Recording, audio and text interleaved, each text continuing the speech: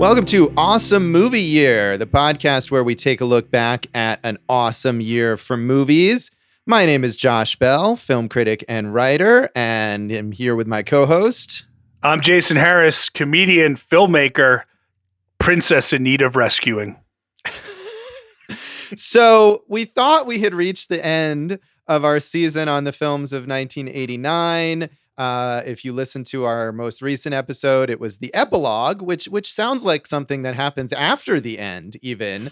But we had a little discussion and we decided to do a bonus episode here on a movie that we mentioned a lot in that epilogue, as well as in at least a few other episodes, I think. A major movie of 1989, Spike Lee's Do the Right Thing, which, Jason, I know you're also a big fan of this movie. You had mentioned it might have even been your pick for the 1989 season. Yeah, it was in the running. And, you know, we always know with this show, we're going to miss some movies. 94, our first season, we didn't do Shawshank, stuff like that. But that's part of the fun of the show, picking what we choose, having to leave certain things out.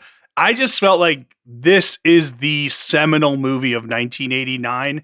And if we don't cover it, we just wouldn't have completed our service, Josh, our, just our jobs or what our goal is for this podcast. It's just too important of a movie and too essential to 1989 to leave out. So that's why we're doing the bonus episode, baby. Yeah, there were, I feel like there were a few other movies that were really major 89 movies that we also mentioned multiple times in other episodes, and maybe we'll get some more bonus episodes down the road. But this is certainly an extremely important film from 1989. It is an era-defining film, I think, in a lot of ways. So it's absolutely important for us to talk about. And it's good that we're able to do this on the fly here in our little remote setup and talk about Do the Right Thing. It was a pretty big, I guess you could say it was a big hit. It wasn't like a blockbuster level hit, but it was fairly successful at the box office, grossing $37.3 million on its budget of $6 million. It premiered at the Cannes Film Festival in 1989, which we had mentioned when we were talking about Cannes in prior episodes, and was immediately acclaimed from the festival, and then just got a huge amount of acclaim from critics as it was released later in 1989 in theaters. It was eventually also nominated for 2 Oscars, although, as we talked about fairly extensively in our Driving Miss Daisy episode, there was a lot of controversy that it wasn't nominated for more. However, it did get nominations for Best Supporting Actor for Danny Aiello and Best Original Screenplay for Spike Lee, writer, director, producer Spike Lee. It lost both of those awards. Danny Aiello lost to Denzel Washington, future Spike Lee collaborator in Glory, and Spike Lee lost to Dead Poets Society for Best Original Screenplay. Dead Poets Society, another movie that I feel like we mentioned a lot in this season that I have never seen. Yeah, I haven't either, but you're right. And I know when we talked about Sex Lies and When Harry Met Sally, we had mentioned that screenplay category, which was just stacked that year with Dead Poets Society, Crimes and Misdemeanors, Sex Lies and Videotapes, When Harry Met Sally, and then Do the Right Thing. Yeah, that's amazing. Of those, Dead Poets is the only one that I haven't seen, but those other selections are all like extremely well-written movies, well-deserved of those nominations. I don't know how Spike Lee didn't get a nomination. I do know, but yeah. I think it's pretty obvious. Yeah. It should have been for Best Picture, I think. And Fight the Power doesn't get a nomination for Best Song. Come on, man. You Oscars so white, especially in 89. Yeah, well, and really not all that much better going through the current era. But I was surprised. I was like, oh, look, Danny Aiello lost. There was a black actor nominated in that category who actually won. But yeah, obviously the racial element of this movie had a big impact on whether it was nominated for any awards. Spike Lee not nominated for Best Director. As you mentioned, Fight the Power, which I hadn't even realized was created for this movie. Such a signature song of Public Enemy, not nominated. And we could go down all the other elements of this movie that were fantastic, from the production design to the cinematography, none of which ended up getting Right, nominations. right. And all are worthy. And you know, when we talk about Fight the Power, it's not just the song, it's how that song elevates the scenes that it's in. I mean, it's so essential to this movie, you know? So, and I would say, dude, we're going to get into it, but I think John Turturro also could have had a supporting actor nomination here, man. That dude is so impressive all the time and just riveting to watch in this film. Yeah, I mean, a lot of great acting in this movie, and I think that's a good point too about Fight the Power, that the Oscars, I think, too often, just in general, nominate songs for Best Original Song that are just like, here was a song in the credits, and I think it's so much better when you can nominate a song that had like a central purpose to the movie, and that's clearly something that Fight the Power has in this movie. And, you know, it's kind of that throwback to the 60s and 70s where they would have a song in multiple parts of the film, you know, to kind of keep the theme going. And it really, really does it well here. Yeah, I think you're right. I mean, you know, the controversy of was Spike Lee trying to incite violence or not? And, you know, Spike Lee's come back like, well, would a white audience feel that they would need to go shoot a bunch of people after seeing a Schwarzenegger movie? You know, there's so much underlying racism when people judge this film that I think they didn't even realize they were being racist about. Right. I mean, and that's another way that reactions to films continue, even now when we have films with similar themes, unfortunately. But despite that, there's definitely that controversy. Overall, this movie was extremely well reviewed by critics. The majority of whom are white, were in 1989 white, and still are. Um, I mean, that's just the fact. That's just the truth. Is that even if it's more diverse now, the majority of film critics are white men, really. And two white men, Siskel and Ebert, they gave it two thumbs up, and they also both named it the best movie of 1989, and were really, really taken with it. Roger Ebert, in his review, said, "Do the Right Thing is not filled with brotherly love, but it is not filled with hate either. It comes out of a weary urban cynicism that has settled down around us in recent years. The good feelings and many of the hopes of the 1960s have evaporated, and today it no longer would be accurate to make a movie about how the races in America are all going to love one another.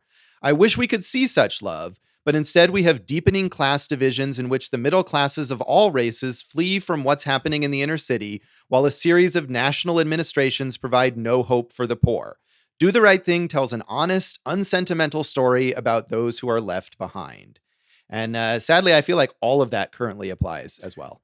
I mean, that's you know, right now we're in the middle of a global pandemic, and we're seeing racism towards Chinese Americans because of this virus started in China. So obviously, every Chinese American must be responsible for it, right? But I agree with you. Like, I mean, you know, at the end of this film, he dedicates it to like six black people who were either killed or abused by police, right? And I mean, had he made it this decade, or I mean, in the 2010s, it would have been Trayvon Martin and Michael Brown, and it just, you know, Eric Garner. It's just nonstop. It's as That's why I think this movie is so important. It is as the points are as prevalent today as they were in 1989. Yes, sadly, that is true. And one more quick note on Ebert and Yes. Siskel. Siskel had it as the number 6 best movie of the entire 1980s, and Ebert had it as his number 4. Yeah, they were really, really high on it, and I think I was watching a bit of their discussion of it, and they're talking about how so many white audiences don't want to engage with it, and how outraged they are that people won't even give this movie a fair shake or whatever, that they're trying to convince other people to see it, and that people aren't willing to listen to them. And it's a sad thing to hear, but not, again, all that surprising. Right. Desson Thompson in the Washington Post, one of the few African-American critics working in 1989, he said, "Lee has fused political message, gripping drama, and community comedy with finesse. Whether or not you agree with his provocative views, and late in the movie, some of his conclusions could upset the most open-minded of viewers, there's no doubt about the film's sheer power and taut originality. There's no gotta about this anymore. Spike has it. With Do the Right Thing, the maker of She's Gotta Have It and School Days has made a quantum leap into the ranks of America's most serious-minded movie makers. This is radical filmmaking at its best. It'll have you arguing and laughing all the way home. You'd be doing the right thing to bring your posterior on down to catch it. So even in this, with this film, critics can't resist the punnery, the Gene Shalit type ending. Yes, there. yes, exactly. But I mean, that was another point that I hadn't thought of, because Spike Lee is such a major filmmaker and has been for the past 30 years, that this was, well, I guess, his third film, and the previous movies he made were kind of these smaller scale, more comedic movies. And I haven't seen either of those early Spike Lee films, She's Gotta Have It or School Days, but this is clearly like a huge leap forward for him at the time. I mean, I've seen them both, and She's Gotta Have It, kind of, a smaller story. I'd agree. Again, part of his Brooklyn the originator of the Brooklyn Chronicle series for him. But School Days is a giant musical, and he did it on a small budget. So I don't think technically it's that big of a leap. Although Ernest Dickerson, the cinematography is amazing, the way he's able to like get full scenes from like a crane shot, or just kind of zigzag from one story to the next. But I do think the maturity in writing and characters is the biggest leap for Spike Lee in this. Yeah, and I think also, I guess what I mean is that this was a huge leap in terms of the attention that he got, in terms of the audience that he reached, and in terms of the acclaim. Like, those earlier movies were more maybe niche audience movies that maybe critics were aware of, but and maybe black viewers were aware of, but not a sort of wider general audience thing. And this is a movie that everyone in 1989 knew about. Well, it's like you said, right? Like, again, 1989, Spike Lee in the 80s, right? As he started, he was a quote unquote black filmmaker, right? That's how he was boxed in. And this, like you said, Siskel and Ebert were like, "Hey, whiteys, go see the movie, go see it, you whites." Those were their words. Exactly. Yes. you whites. But yeah, I mean, it's so easy to just lump someone in. Oh, it would just be like saying, "Oh, Parasite's just a Korean movie," and don't go see it because you don't like movies about Korea or something like that. You know what I mean? It's so stupid. So I guess that kind of idea of like, yeah, it wasn't this massive hit, but it was on the top of everyone's tongue. That makes sense to me as a leap forward. Right. That's what I mean. Just in terms of the awareness and the sense of him as this major filmmaker who's doing something important and notable. So lastly, Peter Travers in Rolling Stone said, "Do the Right Thing seems more likely to provoke debate than destruction. The movie isn't dangerous, though the festering racial hatred it depicts assuredly is. Lee's two previous films, She's Gotta Have It and School Days, made some piercing stabs at social commentary, but neither prepared us for the purge of raw emotion that detonates this powder keg. Lee invests his film with the hot damn urgency of a man long spoiling to be heard. In his eagerness, Lee sometimes muddles his points by getting preachy, but the feeling persists that this is the movie that Lee, now 31, had to make." So, yeah, and he was quite young still when he made this movie. Yeah, that's accurate. He wrote the script in 2 weeks. Pretty impressive, I would add Wesley Morris, since we are talking about noted film critics and noted African-American film critics, has called this his favorite movie ever. Yeah, I don't know if Wesley Morris was working in '89, but he certainly he might have been. But he certainly is a quite a notable critic for the last decade or two. Had you obviously, I assume neither of us saw this in 1989, but when did you first see this? The first time I saw this was in college, and it blew me away. It was amazing. And I still think it's amazing, and it was a pleasure to just watch again. Yeah. And not a pleasure in like, oh, what an enjoyable. I mean, really, the first hour and a half is quite pleasurable, and then things ratchet up in that last half hour to something disturbing, but it from a film standpoint, I still think it's a masterpiece. And didn't you I don't know if you saw this for that, but didn't you take a class in college that was like Spike Lee and Martin Scorsese Uh, together? you're close. It Okay. was this, and I think I mentioned it on the Sex Lies episode. It was a Spike Lee and Steven Soderbergh Okay. class, and kind of how their careers paralleled, and where they go different ways. So yeah, I watched most, if not all, of the movies he had put out until that time. Which was a good 10, probably 10 movies or so. Yeah. Yeah, and I think Everything that he did in the 80s and 90s, I think. right. And no, and I think maybe I was thinking of Scorsese because I would say Spike Lee and Steven Soderbergh, if we're talking about, who was kind of the new Scorsese coming up in the late 80s, both of them were definitely like strong candidates for that designation. And when you think of this movie, would do the right thing. It's like, man, in a way, it's tough to say what movies influenced it, but Scorsese is clearly an influence on him. And he did campaign for Robert De Niro to play Sal. So this idea of a New York filmmaker, I think Scorsese has just influenced everybody. But Spike Lee. The other thing with that is Scorsese was originally supposed to direct Clockers in the 90s, and I think Hmm. he ended up kind of passing it off to Spike Lee, and I think that was one of Spike's best movies.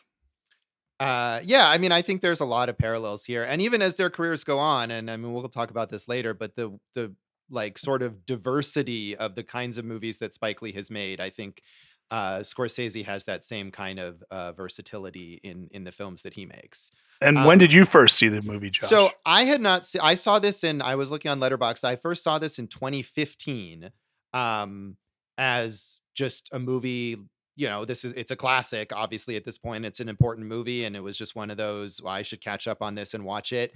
And I feel like my experience with this movie mirrors an experience that I have a lot of times with movies that are held up as great classics, and I think this is not uncommon, where there's such a reputation to the movie that I came to it and I watched it and I was like, "That's a good movie," but it didn't blow me away. It didn't. I wasn't amazed by it, and coming back to it this time, I felt the same thing. And then, honestly, this is the way that I feel a lot about a lot of Scorsese movies too. Is that I can watch this movie and see it's extremely well made. It's obviously important, and I can respect everything that it does. It just doesn't do that much for me as a viewer. Yeah.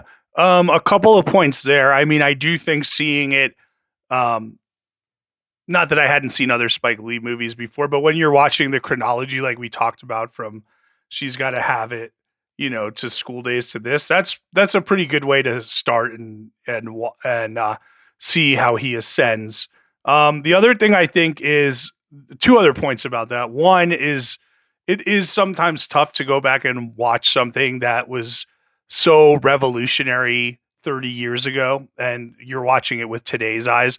Like, I remember the first time I saw North by Northwest, there's no way I could have known what that crop duster scene would have been like in the movie theater, when that first came out, and just how amazing that was, right? Um, and then lastly, for me, obviously, I have a special place in my heart for New York stories because I grew up all around them.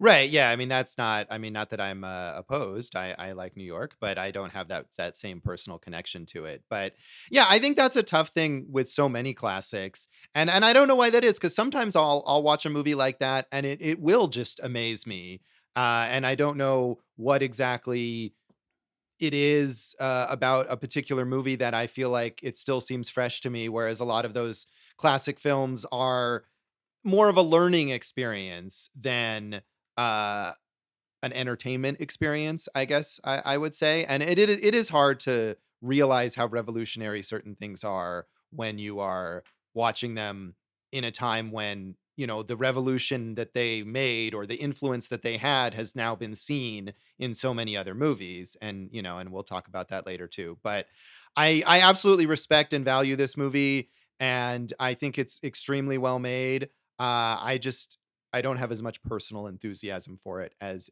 you do. And I think as Dave does too. Dave, you watched this movie recently too, didn't you? Yeah, Now, Dave, was this your first time seeing it? yes, it was. I thought I had seen it before. It's one of those movies that, I could have swore I saw a long time ago, but as I was watching, I was like, yeah, I've definitely never seen this before. But yeah, I loved it. As we get into the conversation, I don't know if I'll chime in a little, but I thought it was really powerful and really amazing filmmaking. Hey, Dave, chime in a Yeah. little. We'll see what happens. Yeah. We'll see what happens, guys. Well, we'll let Dave chime in some more when we come back and talk our general thoughts on Do the Right Thing.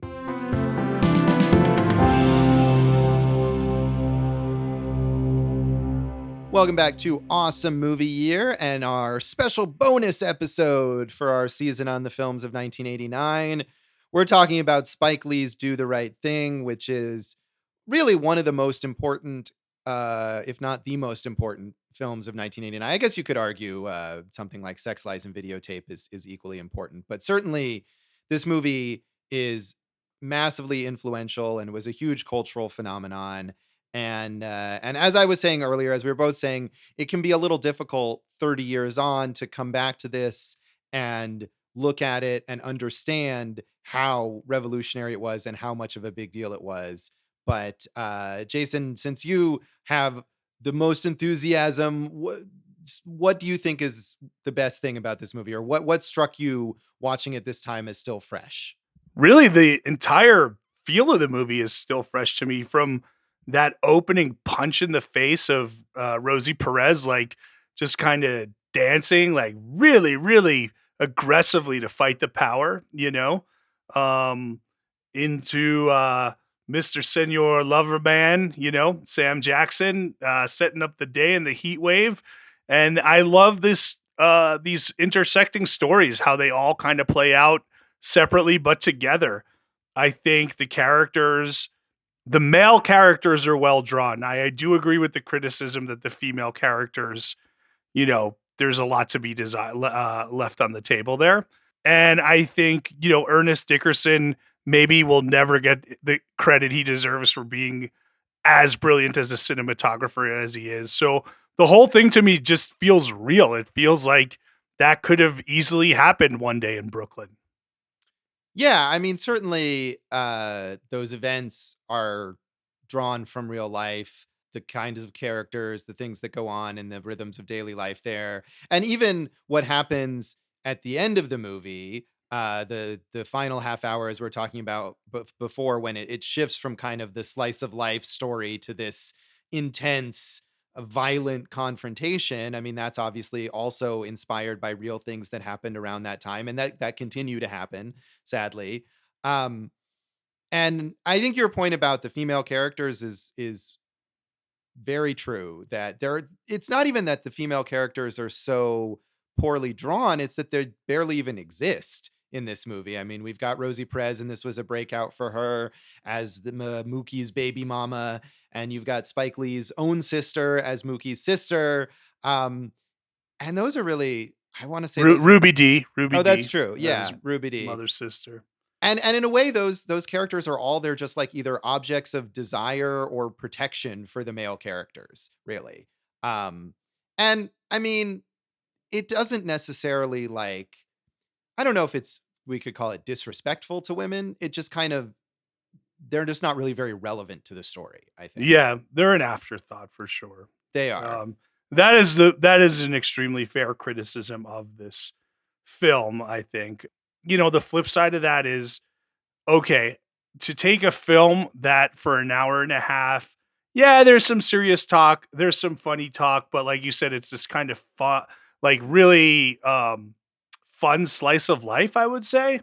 And to make the tonal shift in that last half hour and make it work, that is incredibly difficult, And I think as poorly drawn as some of those female characters are, you get a really, really clear picture of who these male characters are, and their points of view in every single scene. It balances them all so well also. Like everybody gets their moments, everybody is a character that's memorable in their own, in their own respect. And there's so many of them too. I mean, you're really jumping around a lot, but yet it never seems to, lose track of anybody.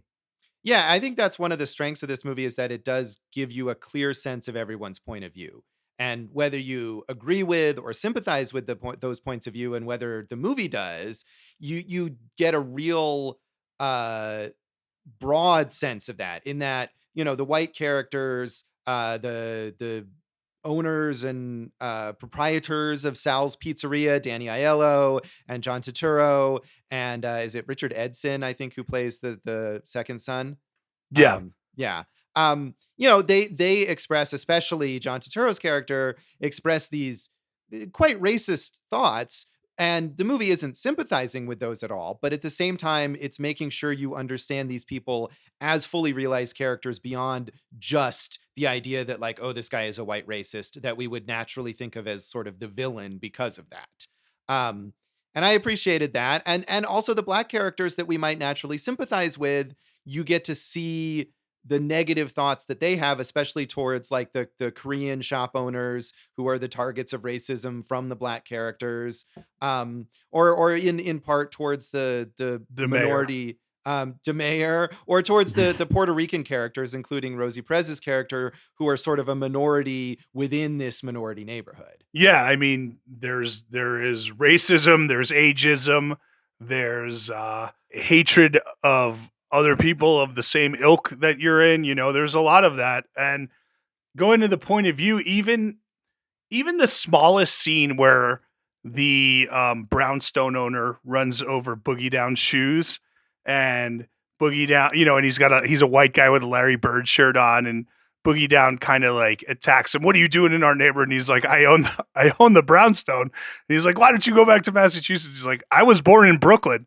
You know what I mean? Like, and you weren't born like there's that whole home turf, hometown pride. Like, is this the melting pot, or is this just one race's or ethnicity's place, right? And we see that with that iconic sequence of the different characters spitting racial slurs in a very rhythmic way at different ethnicities.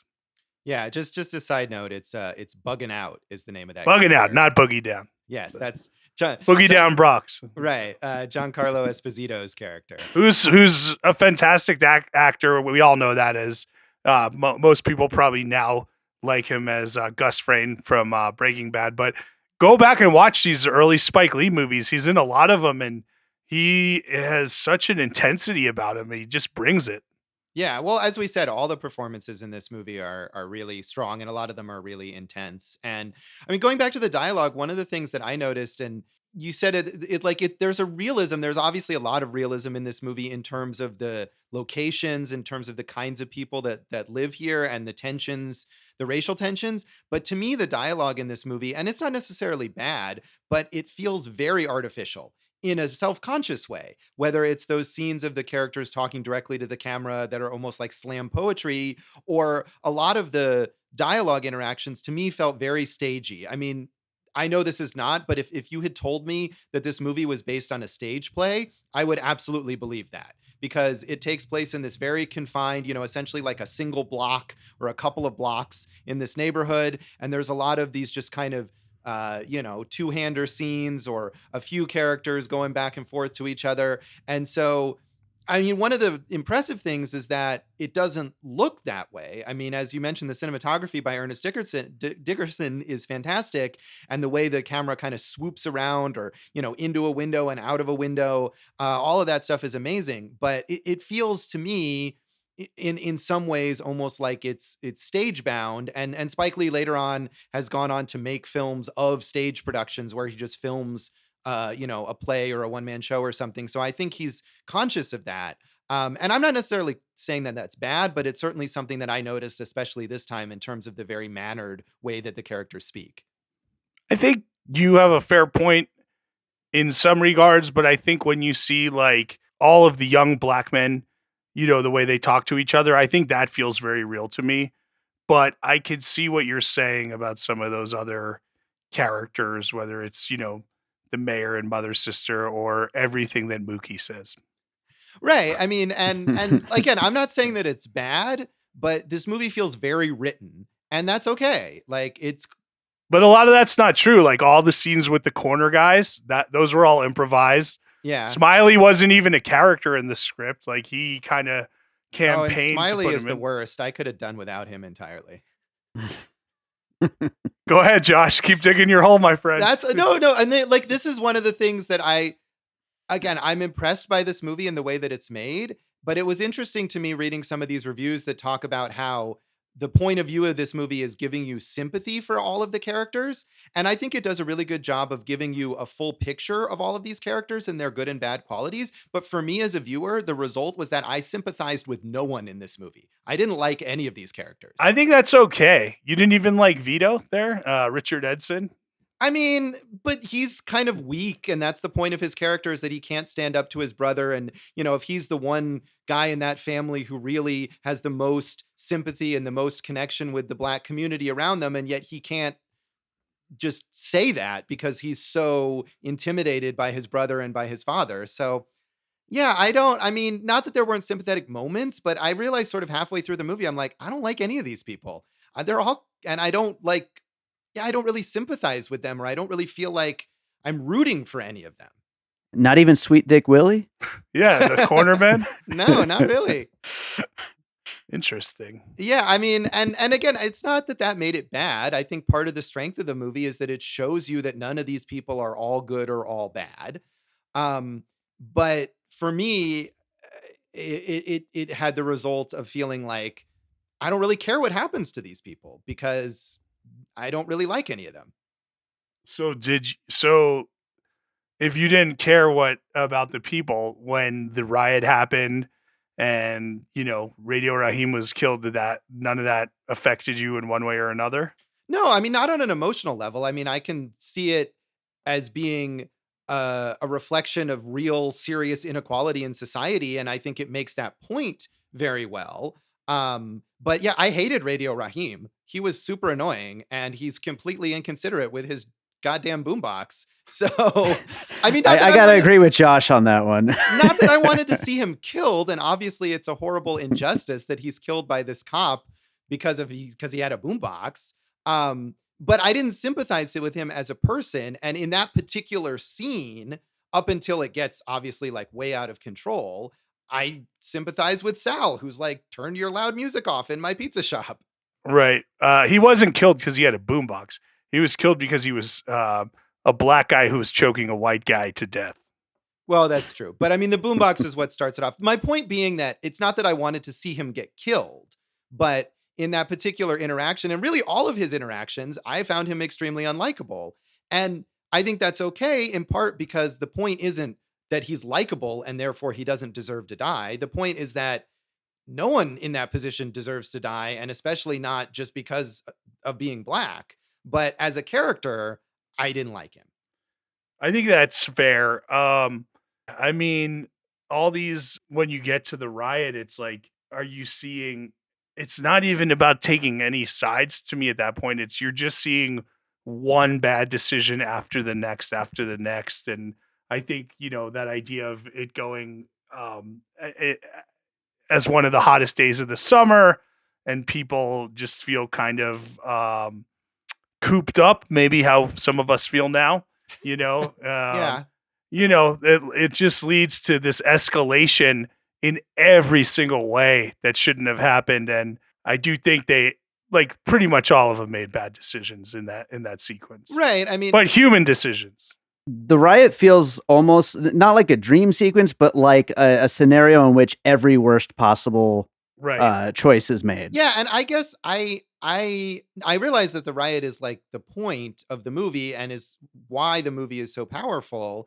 But I like the movie much more as this slice of life thing where I think you get a really clear sense of all those racial tensions and of all those inequalities and unfairnesses before you get to the riot. And I almost would have preferred, because the riot shows that this is an unusual day. that this isn't something that happens every day. There's not a riot every day. There's not someone killed every day. And I feel like it's almost more powerful if you leave it on that everyday level and you realize this is what happens every day. These kind of passive aggressive, these microaggressions, the white people talking in private, saying racist things, being condescending, the black people unable to make their own money in their own neighborhoods. Like those are the things that happen every single day.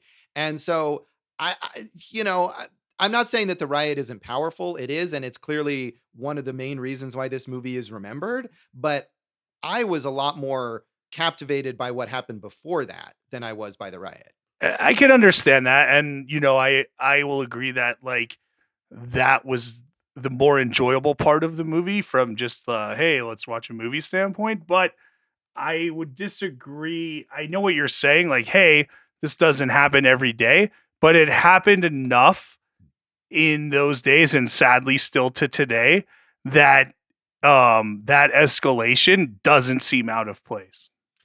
Yeah, I don't know if it seems out of place per se, but I guess I just felt like it was putting too much of a point on what the movie says more subtly earlier on. But on the other hand, Spike Lee is not a subtle filmmaker in any way. And I mean, I think to me, as not particularly a big fan of his work overall, like that's one thing that I know to expect from a Spike Lee movie, that if there's a way to make a point with subtlety, he will avoid that. And if there's a way to make a point 5 times really in your face, he'll do that instead.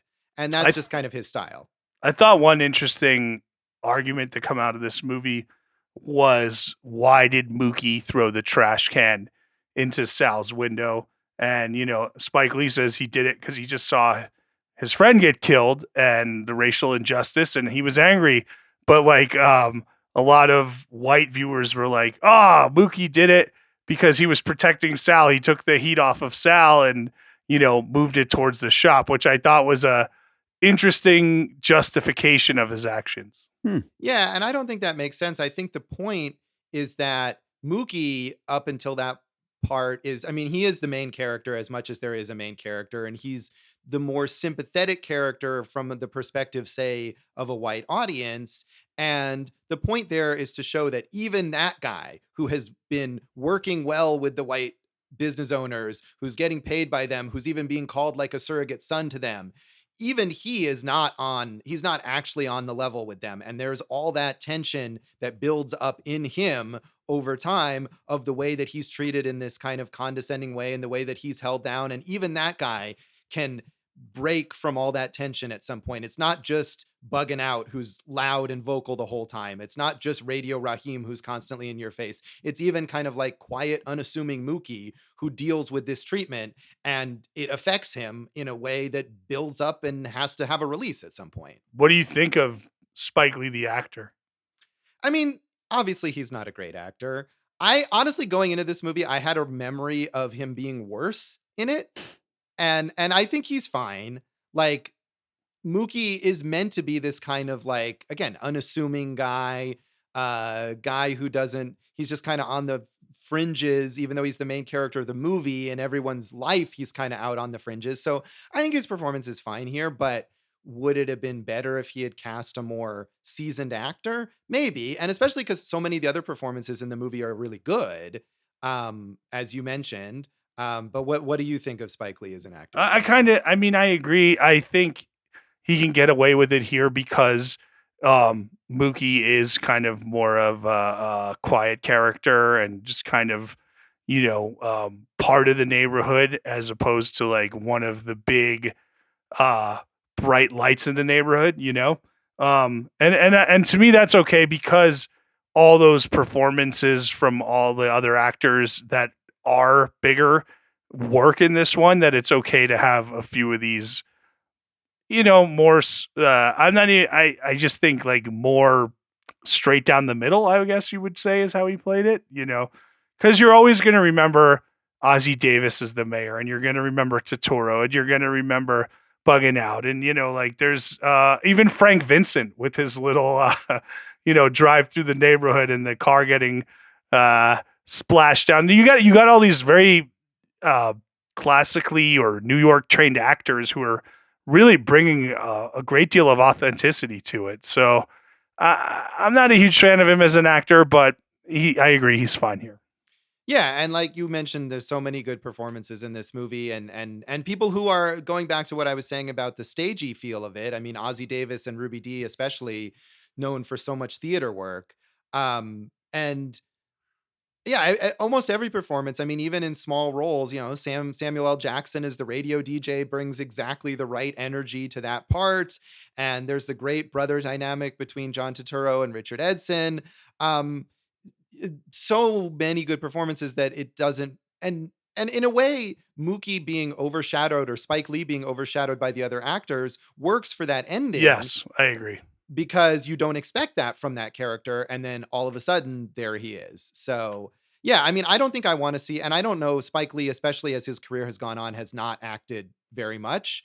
I don't know that I want to see more movies that he acts in, but I think he performs the right function here, playing Mookie. Should we say more about any of the technical aspects? I mean, we mentioned Ernest Dickerson. Some of those crane shots or those long takes are just phenomenal in this movie. Yeah, I mean, dude, he just moves the camera with such a purpose.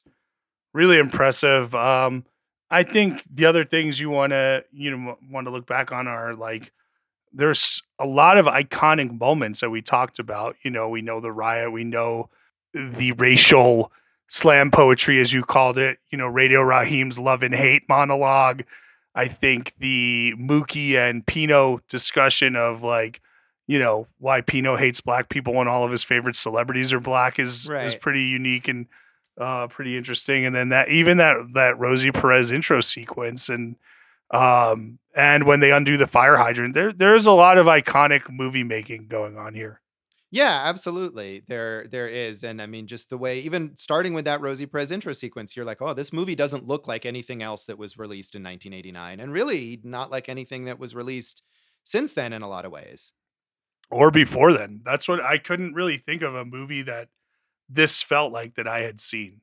Right, right. I mean, I think there's movies, and one review that I read, it might have been mentioned elsewhere in the Ebert review, that talked about, these kind of working class, obviously not with black characters, but working class immigrant dramas from like the 40s and 50s. You could watch something like A Tree Grows in Brooklyn that take place, just within this small radius of a few blocks or whatever, and all the characters living in these small apartments and congregating on the streets or whatever. So I think there is a history there, but certainly not with movies that took black characters seriously. That's not something that came before this. And I think this definitely helped move this format towards an explosion. Yes. We see a lot of Richard Linklater movies, kind of going in this kind of direction after this as well. So should we give this a rating? Did you have any other out of thoughts? 5 slices? Five slices from Sal's? That's good. Yeah, there you go. How many slices would you give? You get 4.5 slices of Sal's Pizzeria. Sal's special for me. 4.5. All right. And cheese, extra cheese is $2. Make sure you I think probably Sal puts on enough cheese as it is. I'm not worried about the extra cheese. Right. Real fast, that pizzeria, they built it, on an empty lot, and it as part of the set, and it became a working pizzeria. So those actors were actually making pizzas for their castmates during the filming of this. I bet it wasn't as good as real pizzeria, though. I don't know if John Turturro is the guy you want making your pizza. Dude, he's so convincing. I'll take anything from John Turturro. All right, fair enough. So I'm going to give this 3.5 slices out of 5. Like I said, I admire a lot about this movie. I think it's extremely well made. For me as a viewer, it just kind of, it didn't engage me as much as I would have liked. So I think 3.5 is a good rating, and you did a good job of backing up your criticisms this week. So thank you. Much better than your performance in the Bottle Rocket episode where you shamed your entire family, which we haven't released yet. So that was kind of a weirdly, it's a weird preview for something for everyone to look forward to in the 96 season. That's great. Dave, what rating would you give this out of 5?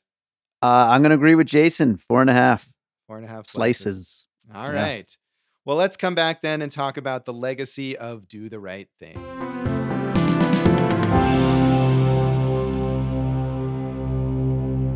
Welcome back to Awesome Movie Year. In this special bonus episode of our season on the films of 1989, we've been talking about Spike Lee's Do the Right Thing. And we've talked so much about how influential this movie is and also how it kind of not wasn't influenced by other movies, but was such a unique thing when it came out. So, I mean, probably the first legacy that we want to talk about is movies being influenced by this film. Yeah, we kind of mentioned that kind of sprawling neighborhood ensemble, interweaving stories. But I also think, as we know, this opened up a whole world of filmmaking and story opportunities to Black filmmakers talking about inner city stories on a more mainstream level. Yeah, I mean, and I think if you look at the 90s, there was a huge explosion of that. I mean, obviously a couple years later, Boys in the Hood from John Singleton was another massive Right. factor in that. But the 90s are really an era of so many of these dramas about Black working class life that got mainstream attention and got wide releases. And I feel like that's something that then was unfortunately scaled back a bit, and we don't necessarily get as much of that now. Or if there are movies like that, they don't make wide releases in theaters. They're on a streaming service or, in a very limited indie release or whatever. That even Spike Lee, if he makes movies like that now, they don't get the same wide attention for the most part that It kind that of this movie stopped. did. I mean, I think from you're talking about Do the Right Thing and Menace to Society. That's one branch of it where you're looking at these like really gritty, hard stories to tell. And then the other side of it is like the barber shop and soul food, where these ensemble, like you said, slices of life stories that we're telling inside of the um, Black community, family, neighborhood style stories. Just recently, we had Last Black Man in San Francisco, which I think we used this as a puzzle piece on that episode on piecing it together. I think there was a lot of similarities.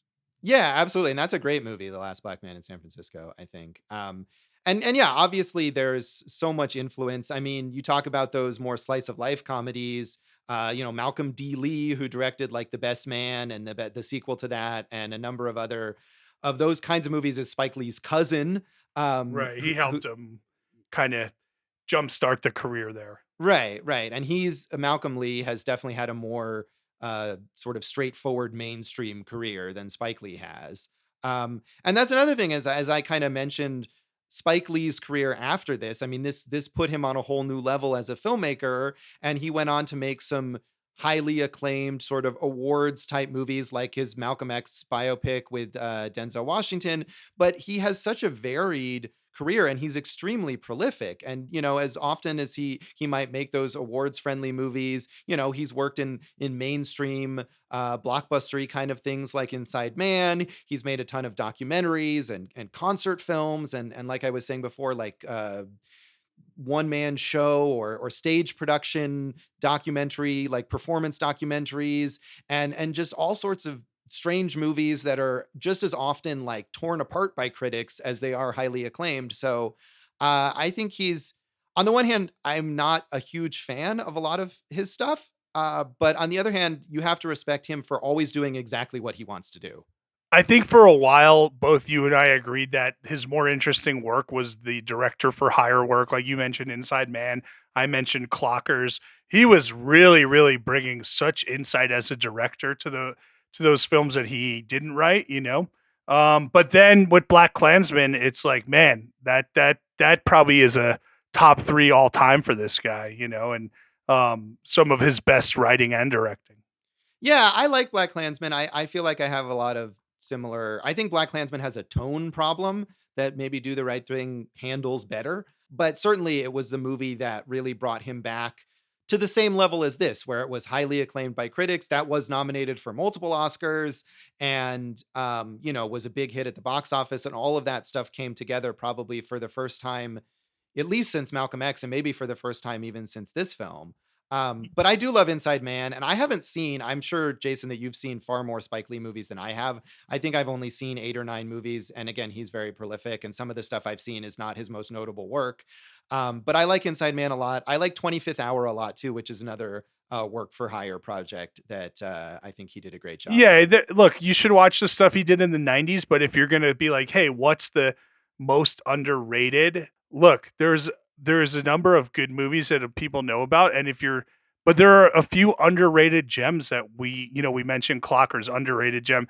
The other one that I would say is Bamboozled. That movie is really funny and really poignant, and I highly recommend that film. But yeah, I mean this one to me is still the height. The fact that they did this in 1 or 2 blocks on Stuyvesant Ave and were able to make this work the way they did is just so impressive to me. And Josh, you had mentioned the stage. Like, this feels like it could have been part of the stage.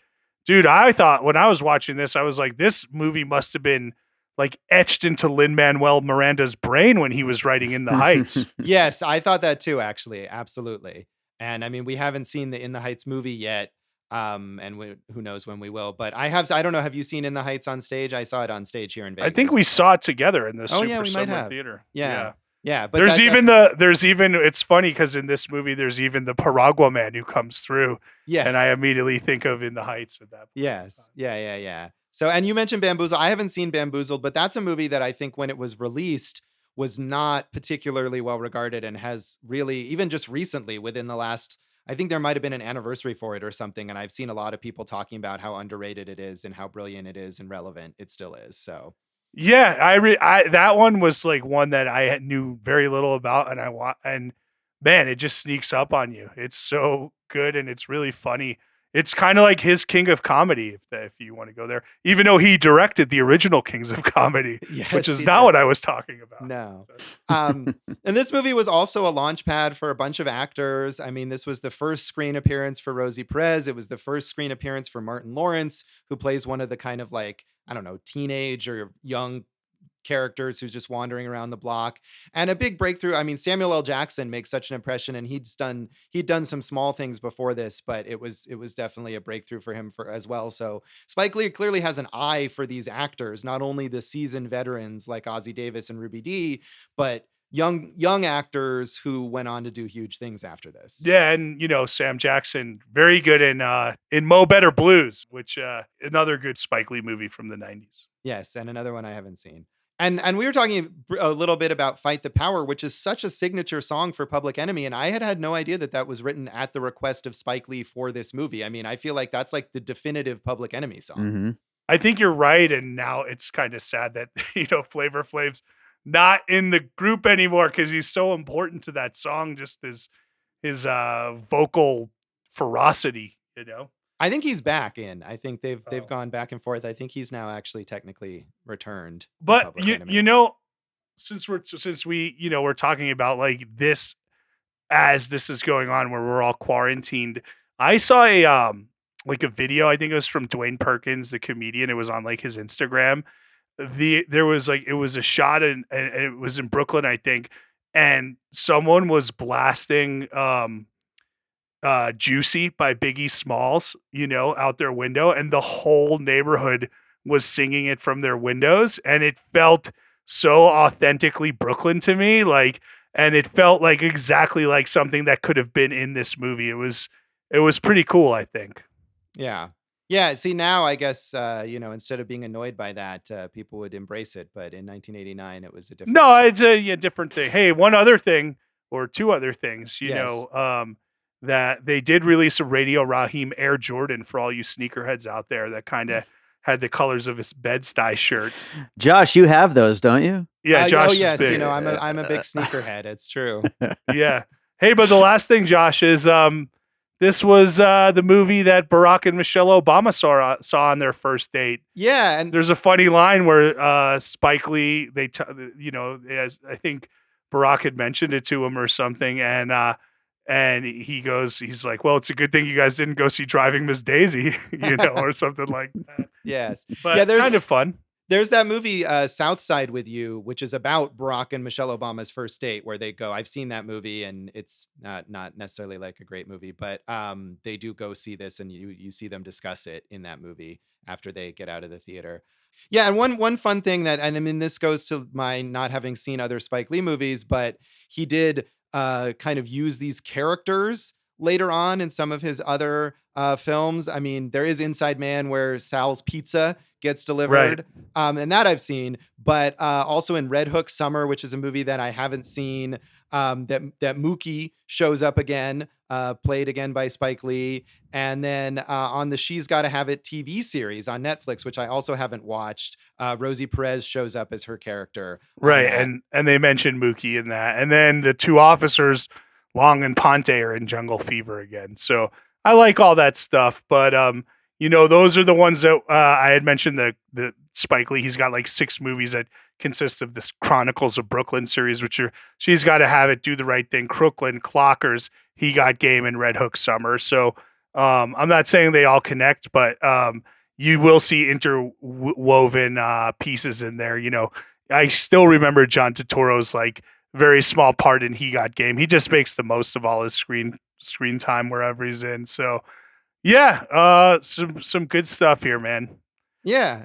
And the last legacy thing would be, I suppose, the impact on the Oscars, if anything. Obviously, that was a huge controversy that this movie wasn't nominated, but it didn't necessarily change things, as we've noted, Right. but it certainly had an impact on how people view the Oscars.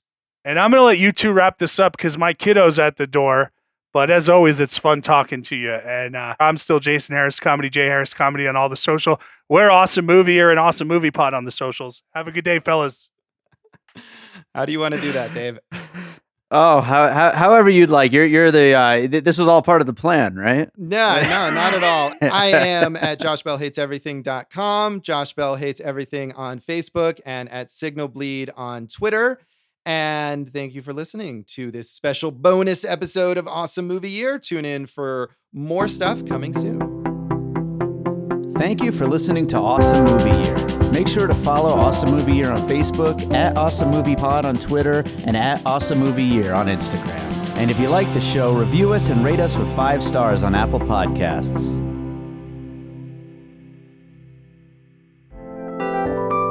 And all points west.